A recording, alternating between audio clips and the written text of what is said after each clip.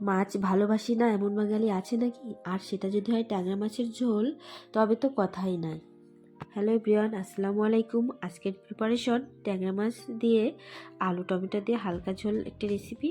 তো আমি আজকে ট্যাংরা মাছগুলোকে সুন্দর মতো ধুয়ে নিয়েছি এবং এটাতে লবণ, হালকা হলুদ এবং মরিচের গুঁড়া দিয়ে সুন্দর মতো এটা মাখিয়ে নিব।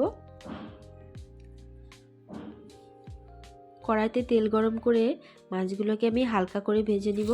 ট্যাংরা মাছ ভাজার সময় খুব ফোটে, তাই সাবধানে ভাজতে হবে, বা ঢাকা দিয়েও ভাজা যেতে পারে। ট্যাংরা মাছ ধোয়ার সময় সামান্য লবণ বা লেবুর রস দিয়ে ধুলে মাছের আষ্টে গন্ধটা থাকে না। বেশি কড়া করে মাছ ভাজলে ঝোলে মাছ শক্ত হয়ে যেতে পারে, তাই হালকা ভাজাই শ্রেয়।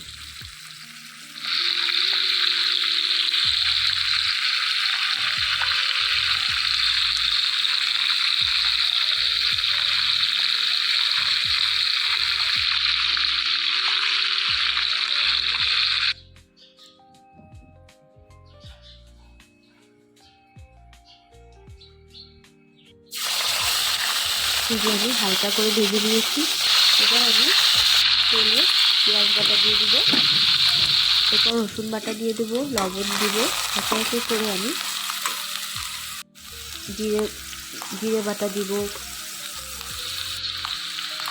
এই যে আমি রসুন বাটা দিয়ে দিচ্ছি, আদা রসুন বাটা দিয়ে দিব, ধনিয়া বাটা দিব,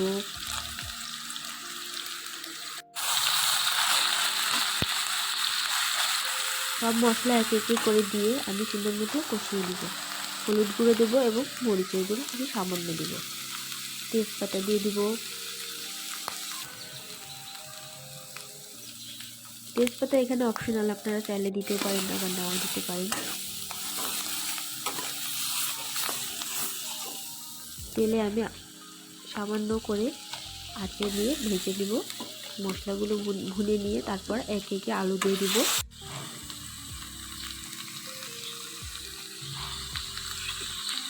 মশলা থেকে তেল ছাড়তে শুরু করলে আমি পরিমাণ মতো পানি দিয়ে দিব। খুব বেশি পানি দেওয়া যাবে না, খুবই সামান্য পানি দিব। পানি দেওয়ার তারপর আবার মশলাটা ভুনা হয়ে গেলে এটা আমি একে একে মাছ চেক করবো। মাছ চেক করে মাছটা একটু হালকা কষিয়ে নিয়ে দিব এবং এর পরবর্তীতে আমি শুধু সামান্য পানি দিব।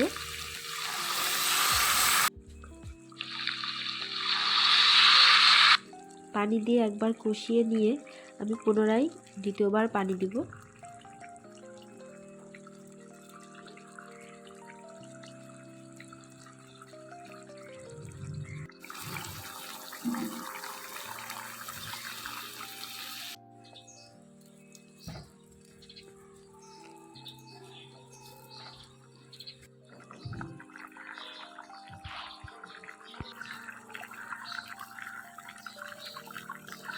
বাঙালি রান্নাঘরে ট্যাংরা মাছের ঝাল ঝোল একটি অত্যন্ত জনপ্রিয় পদ।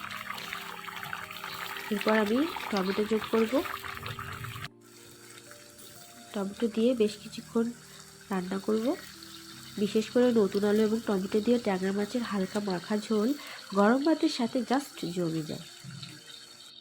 এবার হালকা পানি রেখে আমি রান্নাটা তুলে ফেলবো। তো দেখুন, আমি খুব বেশি ঝোল রাখবো না, এখানে খুবই হালকা রাখবো।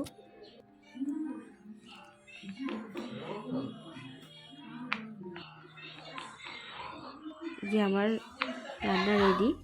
কেমন লাগলো জানাবেন। খুবই সিম্পল একটা রেসিপি, কিন্তু দারুণ মজা লাগে। নতুন আলু এবং টমেটোর কম্বিনেশনে মাছটা দারুণ হয়ে ওঠে।